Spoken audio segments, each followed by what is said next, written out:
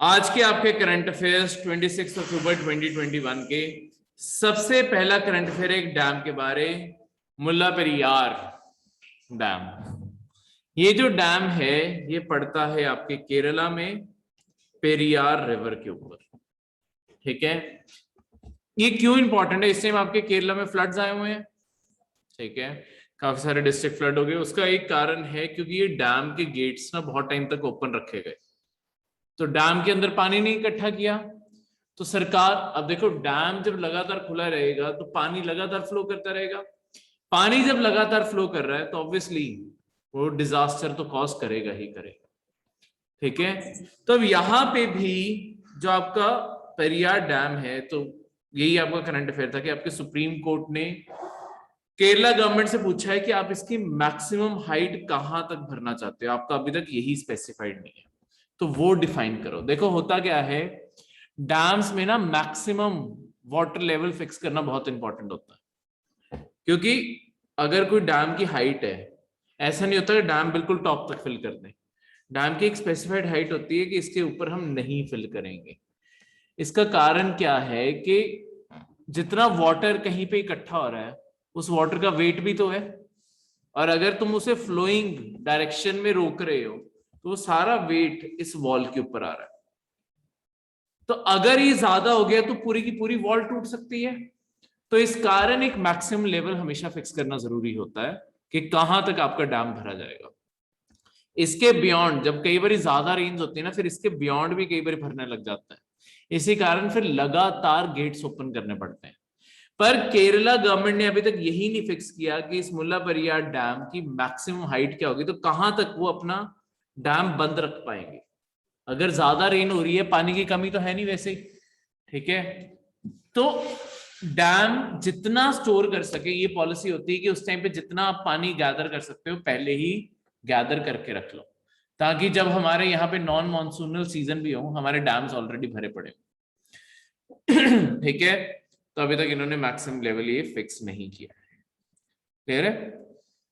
अब ये जो रिवर है आपकी पेरियार रिवर, ये आपके कार्डेमम साइड पे हिल्स, जहां पे मतलब ये रिवर आती है वहीं पे लोकेटेड है। कार्डेमम हिल्स आपके साउथ इंडिया में पड़ते हैं, वहीं पे ये डैम बना है, वहीं से ये रिवर आती है। और ये भी एक वेस्ट फ्लोइंग रिवर है। इंडिया की ज्यादातर नदियां ईस्ट फ्लोइंग है, ये एक वेस्ट फ्लोइंग है। कहां जा गिरती है? ये भी अरेबियन सी में जाके गिरती है, यानी कि इंडिया के इस साइड ये केरला आ गया, यहाँ कार्डेमम यहाँ पे है, थोड़ा सा फ्लो किया बस यहाँ पे गिर गया। ठीक है, तो अरेबियन सी की साइड जाके ये गिर रही है। क्लियर है? इसमें कोई भी डाउट? ठीक है, ये चीज यहाँ पे। दूसरी चीज इसी करंट अफेयर के साथ में, टोरेंशियल रेन्स क्या होती हैं? बहुत ज्यादा, जब बहुत तेज बारिश आती है, जैसे अभी 2-3 दिन पहले तुमने एक्सपीरियंस किया, वो जो बारिशें थी उन्हें टोरेंशियल रेन कहते हैं। ठीक है, तुम्हें अच्छा लग रहा होगा, चाय पीने के लिए मजा आ रहा होगा, पर एक्चुअली उसका इन्वायरमेंटल बेनिफिट कुछ भी नहीं है। टोरेंशियल रेनफॉल को अच्छा नहीं माना जाता, ये आपकी हार्मफुल होती है, नुकसानदायक होती है। ये नुकसानदायक क्यों होती हैं? क्योंकि अगर सडनली आपका इतना सारा पानी आ जाएगा, लेट्स सपोज ये आपकी सॉइल है, सडनली इसके ऊपर अगर बहुत ज्यादा पानी आ गया तो सॉइल आपकी उस पानी को एब्जॉर्ब नहीं कर पाएगी। ये पानी सारा का सारा ऊपर होगा, क्योंकि सॉइल को चाहिए होता है स्लोली स्लोली पानी आए, स्लोली स्लोली वो एब्जॉर्ब करे। जब इतना सारा पानी एक साथ आ जाता है, पानी की क्या प्रॉपर्टी है, वो एक साइड को फ्लो करने लग जाता है, बहने लग जाता है। तो वहां पे तो वो टिका ही नहीं कि सॉइल अगर यहां तो कहीं पे टिक जाता कि धीरे धीरे सॉइल उसे सोख जाती। वो तो सारा ही, जब देखते हो इतनी तेज बारिश आती है, पानी सारा फ्लो करके सीवेज में चला गया, हमारे लिए तो वेस्ट हो गया। अब वो पानी किसी काम का नहीं रहा, ना उसने सॉइल को रिचार्ज किया नीचे जाके, ना ग्राउंड वाटर को रिचार्ज किया, तो हमारे किसी बेनिफिट का नहीं। दूसरा, जब ये वाटर फ्लो कर रहा है, ये क्या करेगा अपने साथ, जो आपकी ऊपर की टॉप लेयर की सॉइल है, इसे कहते हैं टॉप सॉइल। ठीक है, जो आपकी ये टॉप सॉइल है, इसी के अंदर होते हैं आपके सॉइल के 90% न्यूट्रिशन। जो सॉइल का जितना भी न्यूट्रिशन है उसका 90% ये टॉप सॉइल के अंदर ही होता है। अब पानी फ्लो करेगा, वो अपने साथ में सॉइल इरोजन भी करवा देगा। तो ये बारिश बहुत सारे नुकसान कर देती है हमारे इस तरीके से, ठीक है। टॉप सॉइल भी गई, उसके साथ मतलब पूरी सॉइल इरोजन होगी तो टॉप सॉइल भी गई, तो वो भी प्लांट को डैमेज कर गया। पानी को भी नहीं हम यूज कर पाए। और तीसरी चीज, जब ये इतनी तेज बारिश होती है ना, हर जगह जब गिरती है, तो आपकी अल्टीमेटली जो छोटे छोटे प्लांट्स हैं वो भी डैमेज कर जाते हैं, क्योंकि इतनी तेज बारिश को वो शायद स्टैंड ना कर पाए, तो आपकी क्रॉप्स और प्लांट्स वो भी डैमेज हो जाती है। तो इसे इसलिए अच्छा नहीं माना जाता। इसी के साथ में एक और फैक्ट भी, उसके साथ कंसेप्ट भी बताता हूं। अब एक चीज बताओ, देखो हवा आपकी दो टाइप की हो सकती है, कोल्ड एयर और वार्म एयर। इनमें से कौन सी एयर ज्यादा मॉइस्चर होल्ड कर पाएगी? किस हवा में ज्यादा मॉइस्चर होगा और क्यों? कोल्ड क्यों, वार्म क्यों? पहले कोल्ड।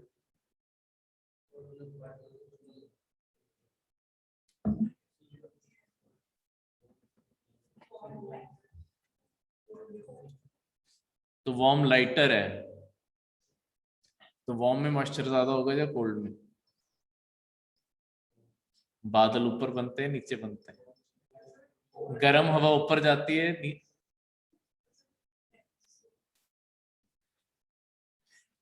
देखो होता क्या है, जो आपका लॉजिक था कि बेसिकली जब कोल्ड एयर है उसके अंदर पार्टिकल्स पास पास होते हैं, ये इसलिए हैवी होती है, सारे पार्टिकल्स बहुत ही पास पास स्टिक करते हैं। हमने पढ़ा है ना, जैसे हम किसी चीज को हीट करना शुरू करते हैं, स्कूल में आपको केमिस्ट्री में करवाया होगा, साथ के साथ पार्टिकल एक दूसरे से टकरा के दूर दूर जाने लग जाते हैं, गैप बन गया। ये जो गैप बना, इनके बीच में वाटर वेपर्स हमेशा इकट्ठे हो सकते होते हैं। यहाँ पे जगह ज्यादा बन गई एडिशनल पार्टिकल्स के आने के लिए। कोल्ड में वो जगह कम होती है, ठीक है, वो उतने नहीं आ पाते। तो आपके वार्म एयर के अंदर ज्यादा मॉइस्चर होता है, वो ज्यादा मॉइस्चर लेडन होती है। क्लियर है?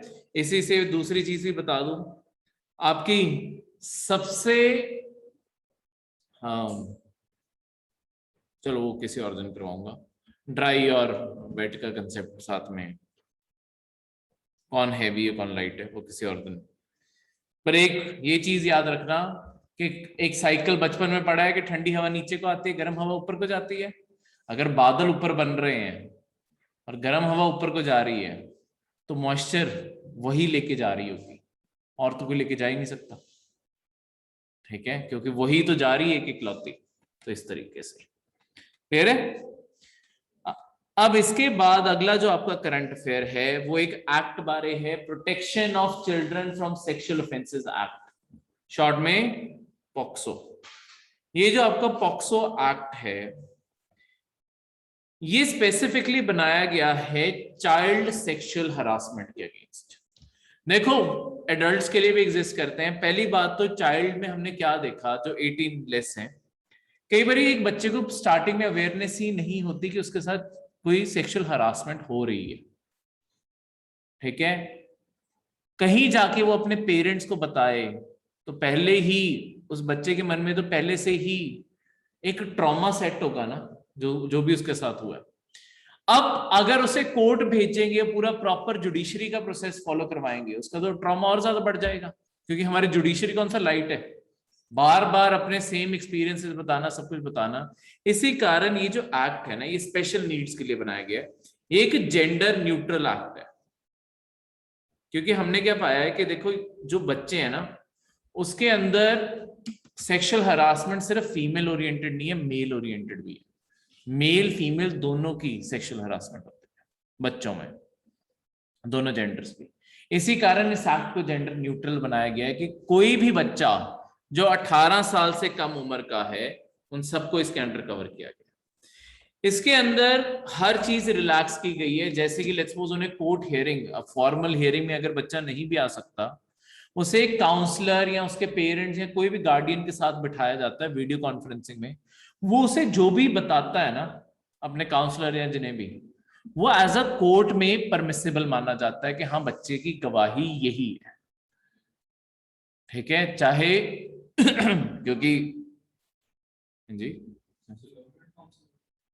गवर्नमेंट काउंसलर भी साथ में बैठा होता है और साथ में कोई उसके कंफर्ट लेवल के लिए पर्सन बैठाया होता है, वो उससे बस अपने फ्रेंडली मैनर में सवाल पूछेंगे और वो कोर्ट में एडमिसिबल होता है, उसे कोर्ट में नहीं बुलाया जाता क्योंकि कोर्ट अपने आप में ट्रॉमा है, ठीक है, बड़े बड़े एडल्ट डर जाते हैं कोर्ट से, ये तो तब भी बच्चों के लिए, ठीक है, क्लियर है।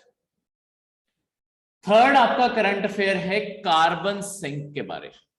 देखो कार्बन डाइऑक्साइड के कारण हो क्या रहा है, कार्बन डाइऑक्साइड के कारण आपकी ग्लोबल वार्मिंग हो रही है, आपके टेम्परेचर्स बढ़ते जा रहे हैं, इसके कारण हमें कार्बन डाइऑक्साइड को, और कार्बन मतलब किसी भी फॉर्म में एग्जिस्ट कर रही हो, carbon dioxide one of the main है, ये जो गैसेस, पहली बात तो चलो वहीं से शुरू करते हैं, ये जितनी भी गैसेस आपकी पोल्यूशन कर, सॉरी ग्लोबल वार्मिंग कर रही हैं, अच्छा ग्लोबल वार्मिंग एक नेचुरल कंसेप्ट है या हम ह्यूमंस करवा रहे हैं? ये नेचुरल भी है, हम ह्यूमंस ने क्या किया, हमने बस इसकी पेस बढ़ा दी है, ठीक है, ये नेचुरली अर्थ का ना एक साइकिल चलता है, ग्लेशियल साइकिल, अर्थ गर्म होती है फिर पूरी तरह ठंडी हो जाती है, ये करती रहती है अर्थ, एक स्टेज आएगी अर्थ हद से ज्यादा गर्म हो जाएगी, यहां पे आके अर्थ अपनी सारी गैसेस ऐसे रिलीज करती है कि क्लाउड्स ही क्लाउड्स बन जाए और सनलाइट आनी बंद हो जाती है, फिर अर्थ एंटर करती है आइस एज को, जहां पे अर्थ इस हद तक जम जाएगी जहां पे कुछ भी नहीं बचता, जमती जाएगी जब तक वो जो क्लाउड्स बनाए थे ना, वो क्लाउड धीरे धीरे स्पेस में खत्म नहीं हो जाते, ठीक है, मिलियंस ऑफ ईयर लगेंगे खत्म होने में, फिर सनलाइट फिर आ गई, फिर मेल्टिंग, फिर हीटिंग, फिर मेल्टिंग, तो हम थर्ड साइकिल में इस टाइम चल रहे हैं, तो ये तीसरी बारी, अर्थ 2 बारी पहले ये कर चुकी है, ठीक है, हम मुझे कैसे पता, क्योंकि साइंटिस्ट ने सबूत ढूंढे, ठीक है, मैं नहीं था तो, पर साइंटिस्ट को पता चला है कि ग्लेशियर्स बार बार बने हैं, बार बार मूव किए हैं, वो तभी हो सकता है जब ये बार बार ऐसी एजेस आ रही है, ठीक है, हमने बस क्या किया है, मतलब ये थोड़ा कर्व मैंने ज्यादा सीधा बनाया, लेट्स सपोज आपका ऐसे ये कर्व है, हमने क्या कर दिया, इस कर्व को तेज कर दिया ताकि ये पीक जल्दी आ जाएगी, हमसे गलती ये हुई है, हम इसी गलती को अब रिवर्स करना चाहते हैं कि ये ट्रेंड वापस हम यहाँ पे ले आए, बल्कि एक्स्ट्रा थोड़ी सी कूलिंग कर सके उस साइड को कहीं पे, मतलब अभी ये सोचा नहीं जा रहा, अभी तो यही नहीं सॉल्व हो रहा, फ्यूचर में जाके हम कूलिंग करना चाहते हैं, किस तरीके से अर्थ को ठंडा कर पाए, इसके भी बहुत सारे इनोवेटिव मेथड साइंटिस्ट सोच रहे हैं, जैसे मतलब एक अभी के लिए इम्प्रैक्टिकल आइडिया, पर फ्यूचर में ऑब्वियसली टेक्नोलॉजीज कुछ भी कर सकती हैं, जैसे हम सोच रहे हैं एक सेमी ट्रांसपेरेंट ग्लास एक बहुत बड़ा बनाएं और स्पेस में अर्थ के आगे फेंक, वहां जाके असेंबल करें, वहां बना दें, वो सनलाइट ही कम आए अर्थ में और हम उसे कंट्रोल कर पाए कि कितनी सनलाइट आने दी जाए, तो नैनो पार्टिकल से ऑब्वियसली ऐसे ग्लास बन जाते हैं जो आपको ये सब कुछ अलाउ करते हैं कितनी सनलाइट आने देनी है कितनी नहीं, पर वो अर्थ के साइज का ग्लास पूरा वहां बनाना, वो अपने आप में आज की टेक्नोलॉजी में पॉसिबल नहीं, पॉसिबल होगा तो बहुत ही महंगा होगा, तो वो भी ऐसे सन के चारों ओर रिवॉल्व करेगा साथ साथ ही, ताकि अर्थ को कवर करके रखे, ठीक है, पर वो अभी के लिए सिर्फ एक सोच है। अब जो गैसेस आपकी ग्लोबल वार्मिंग करवा रही हैं उन्हें कहते हैं हम ग्रीन हाउस गैसेस। सबसे ज्यादा अर्थ के ऊपर गर्मी करने वाली कौन सी गैस है?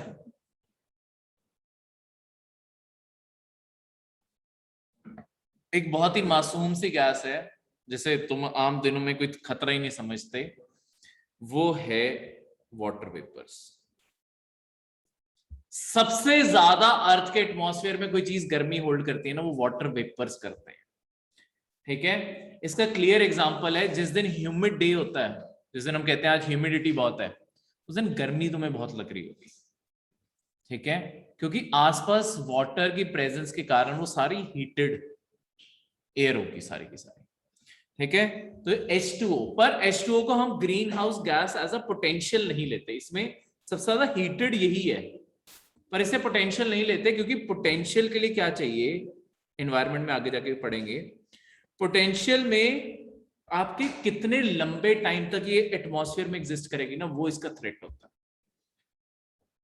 एक जो आज कहीं से कोई इवेपोरेट हुआ है, वाटर मॉलिक्यूल बना है, ये ना 7 से 10 दिन के अंदर अंदर कहीं पे अर्थ के ऊपर बारिश बन के गिर जाएगा, बारिश या बर्फ बन के गिर जाएगा। तो ये इसलिए थ्रेट नहीं काउंट करते, इस कारण ये green house gas, potential green house gases की लिस्ट में नहीं आता, पर सबसे बड़ी ग्रीन हाउस गैस यही है।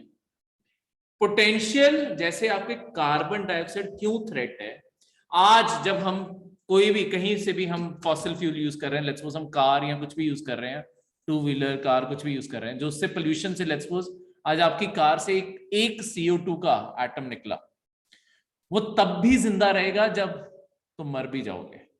तो क्योंकि एक कार्बन डाइऑक्साइड के एटम को खत्म होने से 80 से 90 साल लग जाते हैं। तो अपने प्रेजेंट एज से ऑब्वियसली 90 साल जोड़ के देखो, डेड ही होगे। तो आज का पोल्यूशन भी नहीं खत्म होने वाला तब तक। तो ये एक्चुअल रियलिटी है कि इसलिए ये गैसेस खतरनाक है, क्योंकि वाटर वेपर्स को इस कारण हम मान लेते हैं क्योंकि 7 से 10 दिन में उसने खत्म तो हो जाना है, वो फिर बनेगा फिर खत्म हो जाएगा, इन्हें खत्म होने में बहुत टाइम लगता है। तो इसी कारण आपकी एनवायरनमेंट भी बहुत समझदार है। एनवायरनमेंट ने अपने लिए भी एक प्रोसेस तैयार किया, किसी ना किसी फॉर्म में ये ब्रेक हो जाएगा, कुछ और बन जाएगा, मतलब एटमॉस्फेयर से गायब हो जाएगा। ये शायद 80 से 90 साल में ये पानी का हिस्सा बन जाए, ठीक है, पानी के अंदर डिसॉल्व हो जाए, कैल्शियम या किसी के चीज के तौर पे आपकी सॉइल के अंदर डिसॉल्व हो जाए, आपके जो ट्रीज हैं वो इसे एब्जॉर्ब कर लें, या ये स्पेस में उड़ जाए। सी, एक जो बहुत बड़ी मिथ है और जो स्कूल में चीज गलत पढ़ाई गई है, स्पेस में वैक्यूम नहीं है। ये चीज गलत पढ़ाई गई है कि स्पेस में वैक्यूम है, ठीक है। हम स्पेस के अंदर क्या कहते हैं, हमारे साइंटिस्ट टीम क्या करते हैं, चीखे भी मारते हैं ताकि हमारी चीखों को कोई रिप्लाई कर दे, ठीक है, अगला बंदा भी चीख मार के भेज दे माइक में। तो ऐसी चीजें भी हम एक्कोज भी भेजते रहते हैं, ठीक है। पर ये जो हम स्पेस के अंदर फिर है क्या, उसे वैक्यूम क्यों बोल देते थे, ठीक है। टीचर्स तो अपने सिर से बर्डन हटाने के लिए बोल देते थे कि बस सवाल ना पूछो, ठीक है। आपका जो स्पेस है, 99% जो सारे का सारा यूनिवर्स है वो बना हुआ है हाइड्रोजन और हीलियम से। ये हल्की गैसेस है, ये बहुत ही पतली हवा है। पर वैक्यूम का मतलब होता है जहां पे हवा ही ना हो, वहां पे सबसे ज्यादा 99% पूरे यूनिवर्स में हाइड्रोजन और हीलियम है। तो एक्चुअली वैक्यूम नहीं है, ठीक है, इस चीज को याद रखना। अब ये जो पोटेंशियल है, देखो इसके कारण अब दो चीजें हुई। कार्बन की अब बात करें, एक होता है सोर्स, यानी कि जिससे आपकी कार्बन प्रोड्यूस हो रही है, जैसे फॉसिल फ्यूल जलाए या कुछ भी हुआ उससे आपका ये प्रोड्यूस हो गया। दूसरी साइड पे आपका हुआ एक सिंक। सिंक का मतलब होता है जहां जाके ये सेटल होगी, जो चीजें इसे एब्जॉर्ब कर लेंगी। अब सिंक किसी चीज, मतलब कार्बन डाइऑक्साइड को जो एब्जॉर्ब करने का प्रोसेस का नाम है ना, उसे कहते हैं कार्बन सिक्वेस्ट्रेशन। इसमें क्या होता है, जैसे आपके दुनिया के सबसे बड़े एब्जॉर्बिंग है जो आपके ओशंस हैं। ओशंस में क्या हो रहा है, लगातार आपकी CO2 ना इसके अंदर कहीं ना कहीं एब्जॉर्ब होती रहती है। आपके ओशंस का पानी, हवा जब उसके अंदर डिसॉल्व हो रही होती है, उसके अंदर कार्बन डाइऑक्साइड भी बहुत ज्यादा डिसॉल्व हो रही है। और क्योंकि ओशंस की गहराई बहुत ज्यादा है, वो ये सारी की सारी कार्बन डाइऑक्साइड बिल्कुल डेप्थ तक लेके जाई जा रहा है। ये दुनिया के सबसे बड़े रिसोर्सेज हैं क्योंकि इनकी प्रेजेंस सबसे ज्यादा है, ठीक है। हर जगह तो पानी है, सारे के सारे समुद्र इसी कारण आपके सबसे बड़े रिसोर्सेज बनते हैं। प्रॉब्लम कहां पे आएगी फ्यूचर में, जिसके बारे में अब हम सोच रहे हैं। फ्यूचर में जाके क्या होने वाला है, जितनी ज्यादा ये गर्मी बढ़ेगी ना, ग्लोबल वार्मिंग बढ़ेगी, एक टाइम आएगा जब आपके ओशंस हीट अप हो जाएंगे, आपके पानी भी बहुत ज्यादा गर्म हो जाएगा। जब पानी गर्म होता है तो देखा ही है, वो अपनी गैसेस को छोड़ना शुरू करता है, खुद इवेपोरेट होना शुरू, मतलब जब हम जैसे गर्म पानी को देखते हैं उसके अंदर तो चलो वाटर मॉलिक्यूल्स बॉयल हो रहे होते हैं, पर इन जनरल भी जब भी टेम्परेचर बढ़ता है पानी अपने अंदर सारे पार्टिकल्स छोड़ना शुरू करता है जो हमें नहीं दिखाई दे रहे होते। ठीक है, वो हमें स्टीम तो दिखाई देती है, बाकी सारी चीजें दिखाई नहीं देती। जब भी पानी थोड़ा बहुत भी हीट होगा वो अपने एलिमेंट्स छोड़ना शुरू कर देता है। तो यहाँ पे क्या होगा, आपकी कार्बन डाइऑक्साइड को ये रिलीज करना शुरू कर देंगे, उस दिन आएगा खतरा। और भी आपके सिंक है, जैसे हम फॉरेस्ट हैं जो, जैसे हम कहते हैं ना और पेड़ लगाओ, पेड़ों का यही तो फायदा है। पेड़ लगाएंगे तो आपका जो पूरा का पूरा एटमॉस्फेयर है, प्लांट्स सारे कार्बन डाइऑक्साइड को एब्जॉर्ब कर जाएंगे, तो वो इसलिए बेनिफिट करेंगे हमें। जितने ज्यादा प्लांट्स उतना ज्यादा बड़ा सिंक बनेगा वो। अल्टीमेटली कार्बन डाइऑक्साइड को आप एटमॉस्फेयर से निकाल लिया ना, वही तो हम चाहते हैं। तो इस तरीके से ये, ठीक है, क्लियर है?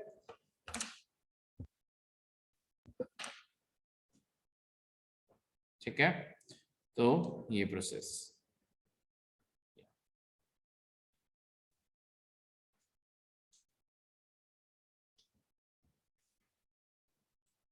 नहीं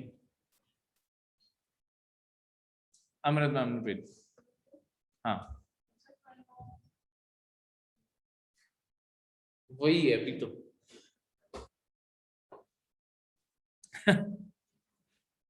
ठीक है, जैसे आपके फॉरेस्ट कम करना, ठीक है, फॉरेस्ट, सॉइल, ओशन, ये सारी की सारी चीजें कार्बन को एब्जॉर्ब कर रही होती है। ठीक है, क्लियर है? तो इस तरीके से क्लियर है? तो नेक्स्ट है एसेंशियल कमोडिटीज एक्ट। अगला करंट अफेयर जो है, देखो ये गवर्नमेंट ऑफ इंडिया का एक एक्ट है। एसेंशियल कमोडिटीज होता क्या है, हम कई बार नोटिस करते हैं ना, आपके जैसे हर साल प्याज महंगा होता ही होता है, ठीक है, उसकी न्यूज आएगी। और भी चीजें जो सडनली महंगी हो सकती है ना, उसके दो कारण हो सकते हैं किसी भी चीज के महंगे होने के। या तो कहीं ना कहीं सप्लाई, देखो इकोनॉमी जिस प्रिंसिपल पे चलती है उसे कहते हैं सप्लाई और डिमांड। या तो किसी चीज की सप्लाई कम पड़ गई है या ये डिमांड बढ़ गई है ज्यादा। ठीक है, ये एक रीजन हुआ कि सप्लाई डिमांड में कोई गड़बड़ हुई। ठीक है, सप्लाई और डिमांड में कोई गड़बड़ हुई है। दूसरी चीज क्या होती है, आपके कहीं ना कहीं कोई ना होर्डिंग कर रहा है। होर्डिंग होता है कि जानबूझ के अपने गोडाउन्स में छुपा के रखना ताकि मार्केट में चीजें महंगी हो जाए और फिर मैं महंगे रेट पे धीरे धीरे बेची जाऊं। तो जो चीज में लेट्स सपोज एक ट्रेडर ने 10 रुपए का मार्जिन कमाना था, ठीक है, खुद 5 की खरीदी और आगे 15 की वो बेच रहा था, 10 रुपए का मार्जिन कमाना था। अगर प्याज का लगा लेते, लेट्स सपोज उसे प्याज पीछे से 5 रुपए का खरीद के रख लिया था, गोडाउन में स्टोर करके रखा है, ठीक है, वो वेट कर रहा है प्याज महंगा हो। जब प्याज 150 में पहुंच जाएगा, 5 रुपए का प्याज वो 150 में बेच रहा है ना, और ऑप्शन क्या है, उसने हर एक को ये कहना है लेना लो, नहीं लेना तो ना लो। तो ऑब्वियसली यही तो महंगाई जो आम एक गरीब को सबसे ज्यादा हर्ट करेगी ना, वो यही चीजें करती है। इसके कारण ये स्टार्टिंग में ही हमारे इंडिपेंडेंस के टाइम से ये एक्ट एग्जिस्ट करता है, एसेंशियल कमोडिटीज एक्ट। इसके अंडर सेंटर गवर्नमेंट ना स्टेट्स को पावर देती है कि ऐसे किसी भी चीज का सडन प्राइस राइज हो रहा हो ना, तो उसके प्राइजेस के ऊपर लगाम लगाई जा सकती है। एक तो प्राइजेस ही तुम रोक सकते हो कि इससे ज्यादा महंगी नहीं बेच सकते। दूसरा क्या होता है, जैसे अभी सेंटर ने पावर दे दी थी स्टॉक लिमिट्स की। आपके ना इस टाइम क्या हो रहा है कि जो आपके एडिबल ऑयल्स हैं, चाहे जैसे सनफ्लावर, मस्टर्ड ऑयल, ये जिससे भी घर पे, एडिबल ऑयल्स का मतलब होता है जिस तेल से तुम घर पे खाना बनाते हो, ऑलिव ऑयल, ये सारे ऑयल, ये ना सारे पिछले कुछ महीनों से ना बहुत ज्यादा महंगे हो रहे हैं। तो गवर्नमेंट ने इसी के स्टेप उठाते हुए एडिबल ऑयल्स की स्टॉक लिमिट लगाने का फैसला किया। स्टॉक लिमिट में क्या होता है कि जितने भी ट्रेडर्स है ना, इन सबको ऑर्डर जारी हो जाते हैं, मतलब एक पब्लिक ऑर्डर, पर्सनली कोई नहीं देके आता उन्हें, पब्लिक गवर्नमेंट ने ऑर्डर जारी कर दिया है कि कोई भी, लेट्स सपोज मैं एक ट्रेडर हूं, मुझे ऑर्डर आ गया कि मैं एक टाइम पे 500 केजी से ज्यादा अनियन स्टोर नहीं कर सकता। ठीक है, मैं एक टाइम पे 500 केजी अनियन ही स्टोर कर सकता हूं, उससे ज्यादा अनियन नहीं स्टोर कर सकता। अब 500 केजी है ना, अब उससे ज्यादा जितना भी अनियन होगा वो सारा का सारा या तो मुझे मार्केट में बेचना पड़ेगा। अगर किसी ने गवर्नमेंट कंप्लेंट कर दी कि ये 500 केजी से ज्यादा रख के बैठा है, तो सरकार के ऑफिशियल्स आ सकते हैं मेरे गोडाउन में, सब उठा के फ्री में ले जाएंगे। ठीक है, तो एक तरह से हम यहाँ पे ट्रेडर्स को फोर्स करते हैं कि तुम मिनिमम इतना ही होल्ड कर सकते हो, इससे ज्यादा करोगे तो हम उठा के फ्री में ले जाएंगे और हम मार्केट में सप्लाई कर देंगे, तुमसे नहीं हो पाता। ठीक है, तो ये एसेंशियल कमोडिटीज की सबसे बड़ी बात है, इस तरीके से आपकी ये कमोडिटीज काम करती है। ठीक है, इसके अंदर तुम स्टॉक लिमिट्स जब भी कोई जरूरत पड़े वो लगा सकते हैं, कोई भी फूड आइटम को रेगुलेट कर सकते हैं, उसकी प्रोडक्शन, सप्लाई, डिस्ट्रीब्यूशन, ट्रेड, जैसे गवर्नमेंट को, पर ये हमेशा टेम्पररी होता है, ऐसा नहीं कि हमेशा के लिए प्राइसेस कंट्रोल कर दोगे, क्योंकि जब भी तुम प्राइसेस कंट्रोल करते हो तुम इकोनॉमी, जो इकोनॉमिक फ्री मार्केट के प्रिंसिपल है ना कि डिमांड सप्लाई से प्राइस ऊपर नीचे जाए, इकोनॉमी हमेशा इसी प्रिंसिपल के ऊपर काम करती है। इसी इकोनॉमी का कभी भी कोई चीज आंसर करनी है, कोई भी चीज समझनी भी है, हमेशा इस चीज के ऊपर आंसर कर सकते हो कि आपकी डिमांड सप्लाई चाहिए। ठीक है, डिमांड सप्लाई क्या है, इकोनॉमी में हर चीज इस तरीके से चलती है। अगर किसी चीज की डिमांड बढ़ जाएगी, एक जनरल कंटेक्स्ट में अगर किसी चीज की डिमांड बढ़ जाएगी पर पीछे से उसकी प्रोडक्शन, यानी कि सप्लाई का मतलब है प्रोडक्शन, पीछे से बन कितना रहा है वो उतना ही है, सेम लेवल भी है, तो क्या प्राइसेस सेम रहेंगे? अगर तुम लेट्स सपोज मार्केट में कोई चीज खरीदने जाते हो, तुम खरीदने जा रहे हो इस पर दूसरी साइड से, ठीक है, और ऐसी कोई चीज है जो तुम खरीदना ही चाहते हो, बिना ले नहीं आओगे वापस, जिस दुकानदार के पास गए तुम 3 लोग पहुंचते हो एक साथ, जिस दुकानदार के पास गए उसके पास एक ही सामान बचा, बस एक प्रोडक्ट बचा, वो ओरिजिनली सामान 5 रुपए का था, तुम अपने साथ 1 रुपए एक्स्ट्रा ले गए थे, 6 रुपए, तुम्हारी जेब में बस 6 रुपए ही है। जो तीसरा बंदा, एक जो 2 बंदे आए हुए, एक के पास पूरे 5 रुपए हैं, एक के पास 7 रुपए है, और तीनों तुम ऐसे आए हो, तुम्हें वो सामान चाहिए ही चाहिए, तो वो दुकानदार किसे देगा? 7 वाले को देगा। ठीक है, तुम जितना मर्जी लड़ लो उससे, जो मर्जी कर लो, उसने 7 में दे देना, पर अब 5 की चीज 7 की होगी ना, क्यों? क्योंकि डिमांड करने वाले 3 लोग थे, लेने वाला एक, तो मतलब पीछे सप्लाई करने वाला एक था। ठीक है, तो अपने आप प्राइस ऊपर जाएगी। हर चीज, कभी भी इकोनॉमी का कोई भी प्रिंसिपल सॉल्व करना है ना, ये सबसे बेसिक फैक्ट है, कंसेप्ट में ये सबसे बेसिक कंसेप्ट है इकोनॉमी का, डिमांड और सप्लाई। देख लो, अगर किसी चीज की डिमांड गिर जाएगी, सप्लाई ज्यादा है, फिर कंपनीज क्या करती हैं? वो सेल लगा देती हैं, आओ ले जाओ, क्योंकि अगलों के पास सामान इतना बड़ा है, और नहीं खरीदोगे तो ये पुराना और कैसे निकलेगा। ठीक है, तो तभी वो सेल लगा लगा के, जो थोक में कपड़े एक के ऊपर एक ढेर लगा के रख देते हैं, ले जाओ बस, क्योंकि उनके पास पहली प्रोडक्शन इतनी चल रही है, बिक नहीं रहे। ठीक है, तो उन्हें होता है कि बस मिनिमम, ऐसा नहीं कि प्रॉफिट तब भी नहीं कमाते, पर मिनिमम कर देते हैं तब वो कपड़ों के ऊपर। कपड़े अपने आप में बहुत ही सस्ती कमोडिटी है। तुम्हें क्या लगता है, ये जो तुम ब्रांड से कपड़े खरीदते हो 1000 रुपए के, ब्रांड को कितने का पीछे से पड़ता होगा?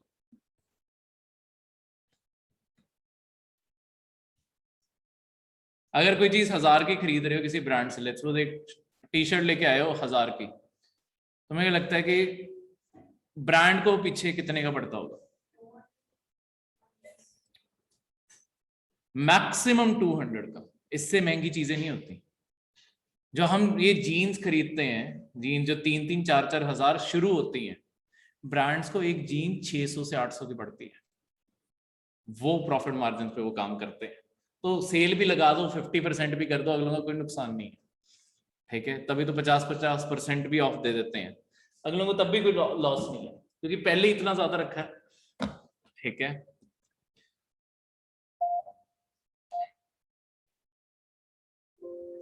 मुझे कैसे पता? मेरे कुछ फ्रेंड्स काम करते हैं। ठीक है, नेशनल फार्मास्यूटिकल प्राइसिंग अथॉरिटी, हाँ, तो वो भी तो अपने कपड़ों का काम करते हैं, वो क्यों डिस्काउंट देंगे?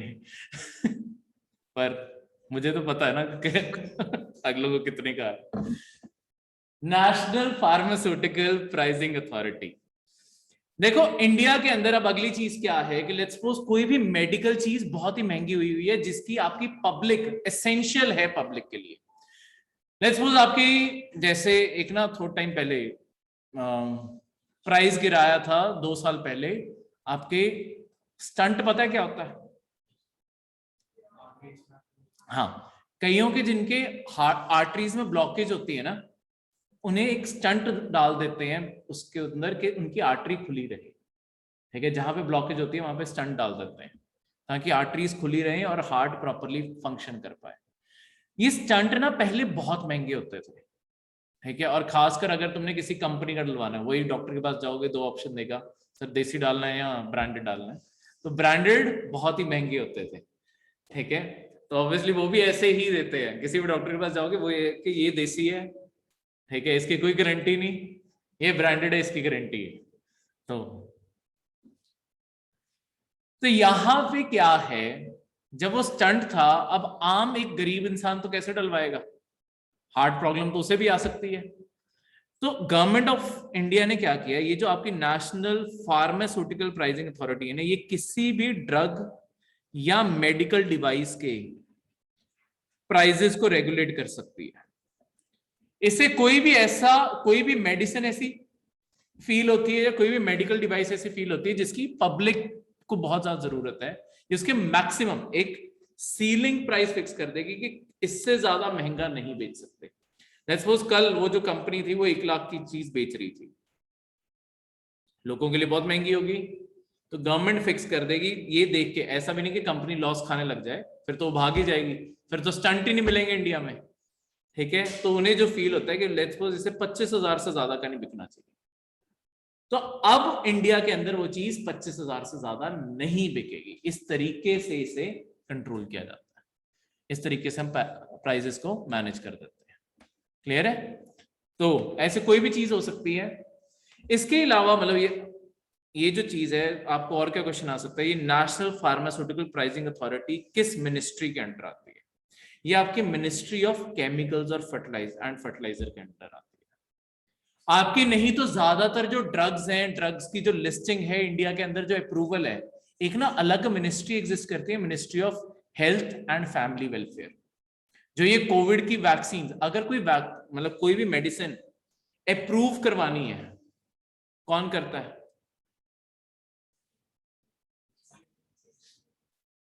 WHO, DGCI, ठीक है, ये एक ऑफिस है ministry of health and family welfare के अंडर। ये ड्रग्स को अप्रूव करते हैं कि इंडिया के अंदर ये चीज आ सकती है या नहीं आ सकती। जैसे आपकी वैक्सीन ही देखा है, बहुत सारी ऐसी वैक्सीन है ना जो इंडिया में अवेलेबल ही नहीं है, क्योंकि जब तक इनका अप्रूवल नहीं आएगा तब तक कोई भी medical device, vaccine, general medicine, कुछ भी वो इंडिया में नहीं आ सकता, ठीक है, मार्केट नहीं कर सकते। तो जैसे इसका अप्रूवल आ जाएगा साथ के साथ वो चीज मार्केट में आ जाती है। दूसरी साइड पे आपकी प्राइस कंट्रोल जो है वो करता है आपका national pharmaceutical pricing authority, NPPA, जो आपकी ministry of chemicals and fertiliser में। ये दो अलग अलग है, एक अप्रूव करता है और एक प्राइसेस कंट्रोल कर सकता है। जरूरी नहीं है कि हम सबके कंट्रोल करें। अच्छा, एक चीज आपने कभी सुनी होगी, उसका भी फर्क बता दूं, जेनरिक दवाइयां क्या होती हैं? हाँ, सेम केमिकल कंपोजिशन। जैसे एक एग्जांपल, तुम फार्मास्यूटिक पैरासिटामोल तो कभी ना कभी सबने खाई होगी, ठीक है, शॉर्ट टर्म में भी खाई हो सकती है कभी ना कभी। तो फार्मास्यूटिकल किस कंपनी की लेते हो? सॉरी, पैरासिटामोल किस कंपनी की लेते हो? उसे जाके कंपनी का नाम बताते हो, बस उसे ये कहते हो पैरासिटामोल दे दो जब भी मेडिकल्स जाते हो? पैरासिटामोल सिर्फ एक केमिकल है, वो जिस दवाई में होगा वो पैरासिटामोल है। तुमने सिर्फ एक केमिकल की डिमांड की है। अब होता क्या था, ऐसी जो जेनरिक मेडिसिन है ना, जेनरिक मेडिसिन ऐसी होती है जिनका फॉर्मूला ना पब्लिक होता है और ये किसी एक कंपनी से बाइंडेड नहीं होती, कोई एक कंपनी से नहीं बनाती, ये ओपन होती है, इसे कोई भी कंपनी मास प्रोड्यूस कर सकती है, ये हमेशा मास प्रोडक्शन में चली जाती है। तो इसमें क्या होता है कि यानी कि जो इनके केमिकल इंग्रेडिएंट, मतलब तुम किसी भी कंपनी की पैरासिटामोल ले लो, किसी भी कंपनी की, आपको हमेशा पैरासिटामोल का फॉर्मूला ऑलमोस्ट सेम मिलेगा। कोई एक चीज एक्स्ट्रा जरूर हो सकती है, पर ऑलमोस्ट वो चीज सेम होगी। ठीक है, इन दवाइयों को कहते हैं जेनरिक, जो आपकी बल्क में प्रोड्यूस हो सकती हैं। इनके लिए वैसी कंपनीज काम करती हैं जिनका बिजनेस मॉडल ऐसा है कि बस मास में दवाइयां बेचें और उससे पैसे कमाएं। तो ये दवाइयां जैसे आपकी सिट्राजिन है, सिट्राजिन भी बहुत कंपनियां बनाती हैं। अब आप किसकी सिट्राजिन खाते हो वो भी डिपेंड करेगा। ठीक है, अब जो सिट्राजिन है 10 रुपए 20 रुपए इतने का ही, चलो 10 रुपए का पूरा पत्ता आ जाएगा, चलो कोई बात नहीं, हम पेपर में ये नहीं आने वाला कि पत्ता कितने का है। ठीक है, 9 का आता है 19, हाँ मतलब वही 9 का है, 19 का है, 90 का है। ठीक है, इतना महंगी नहीं होती ये दवाइयां, हमेशा सस्ती होती है, क्योंकि हर कंपनी जब इसे बना रही है ना, एक इकोनॉमिक प्रिंसिपल इन्हें मिल जाता है, इकोनॉमी ऑफ स्केल का बेनिफिट। जब कोई चीज बहुत बड़े स्केल पे बनती है ना, वो अपने आप सस्ती बनेगी। अब अगर मैं स्पेशली सारा दिन बैठ के एक कोई वुडन शो पीस बना रहा हूं, सारा दिन उसकी धीरे धीरे कार्विंग कर रहा हूं, सारा दिन बना रहा हूं, तो ऐसा तो नहीं हो सकता कि मैं सारा दिन बना रहा हूं, अगले दिन मैं मार्केट में जाऊंगा, मैं कह दूंगा ये लो 20 रुपए की ले लो, मेरा तो सारा दिन लग गया। ठीक है, और 20 रुपए में फिर क्यों बेचनी। पर अगर यही कोई मशीन कर रही है, एक साथ 500 पीस में एक साथ हो रहा है, और शाम तक मेरे पास 500 पीस तैयार है, तो मुझे 20 रुपए में बेचने में भी क्या है, अगले दिन 500 के 500 बिकेंगे ना। इन्हें कहते हैं इकोनॉमी ऑफ स्केल। जितना बड़ा साइज होगा वैसे, तभी तो आपकी वो मास प्रोडक्शन होती है। जैसे कोका कोला की बोतलों की अगर कभी वो देखी हो, वो एक लाइन में ही जा रही होती है, एक के बाद एक बोतल जुड़ी पड़ी होती है, सारी फिल हो रही होती है, सारी लेबल हो रही होती हैं, और सारी पैक हो के निकल रही होती है, क्योंकि इकोनॉमी ऑफ मास का, इकोनॉमी ऑफ स्केल का उन्हें बेनिफिट मिलता है। एक और इसी के साथ में एक देखो, जेनरिक आपको कभी पेपर में पूछा जा सकता है, वैसे भी जनरल लाइफ के लिए भी जेनरिक पता होना चाहिए, जेनरिक मेडिसिन क्या हो सकती है। ये ब्रांडेड अनब्रांडेड दोनों हो सकती है, कोई स्पेसिफिक नहीं है। अनब्रांडेड में एक और भी चीज होती है जिसे कहते हैं बायोसिमिलर। बायोसिमिलर का क्या मतलब हुआ। अब होता क्या है कि अंदर कोई ना कोई प्लांट इंग्रेडिएंट डला होता है आपके हर मेडिसिन के, अगर उसका प्लांट इंग्रेडिएंट सेम है, इंग्रेडिएंट सेम है, ठीक है, पर बाकी चाहे सारा फॉर्मूला अलग हो, जो मेन आपका प्लांट का फॉर्मूला डालना था, लेट्स सपोज किसी मेडिसिन को बनाने के लिए वो तुलसी यूज कर रहे थे, तुलसी डली है, बाकी चाहे फॉर्मूला मतलब काम सेम ही कर रही है, बाकी उन्होंने चीजें केमिकल फॉर्मूला चेंज किया है, उन्हें कहते हैं वो बायोसिमिलर है, कि उनका जो मेन इंग्रेडिएंट है, सेंट्रल इंग्रेडिएंट है, वो सेम है, जिसने मेन असर दिखाना है, बाकी सारी की सारी चीजें अलग हो सकती है। क्लियर है। बायोसिमिलर के अंदर क्या होता है दोबारा से बता दो। देखो, हर दवाई के अंदर कोई ना कोई जो केमिकल, जो मेन केमिकल कहते हैं ना, वो किसी न किसी प्लांट से यूजुअली डिराइव किया जाता है, वो जेनरिक है, वो केमिकली भी बन जाती है सारी की सारी। ठीक है, पर ऐसी कोई मेडिसिन जिसके अंदर प्लांट बेस्ड डलना हो या कुछ भी हो, जो मतलब कहीं लिविंग चीज से कोई डिराइव किया है, अंदर जो उसके मेन इंग्रेडिएंट डला है वो लिविंग से लिया है, बिल्कुल सेम लिया होगा, बाकी चाहे मैंने फॉर्मूला चेंज कर दिया, पर जो मेन जिस चीज ने एक्शन दिखाना था वो तो सेम है ना, तो उसे कह देते हैं कि वो मेडिसिन आपकी बायोसिमिलर है, सेम दिखती है, मतलब मेन इंग्रेडिएंट सेम है, बाकी सारा फॉर्मूला चाहे अलग हो। जेनरिक में क्या होता है, फॉर्मूला भी सेम होता है, सेम ही बनाई जा रही है, जिस मर्जी कंपनी के ले लो वही असर दिखाएगी। ये हमारा वहम होता है कि उस कंपनी के लोगे तो अलग ही फायदा मिलेगा। ठीक है, जैसे आपकी सरकार ने ये जो कॉमन यूज की दवाई है ना, उन्हें मास सप्लाई करने के लिए ना अपनी खुद की मेडिकोज भी ओपन की है, गवर्नमेंट हॉस्पिटल्स के अंदर होती हैं, जिन्हें जन औषधि शॉप्स कहते हैं।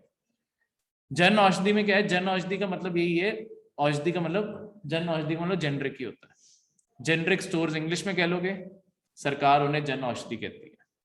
ठीक है, तो ये आपका वही स्कीम है। है सेम चीज, बस सरकार स्पेसिफिकली वो चीजें ओपन करके दे रही है ताकि लोग उसे खरीद।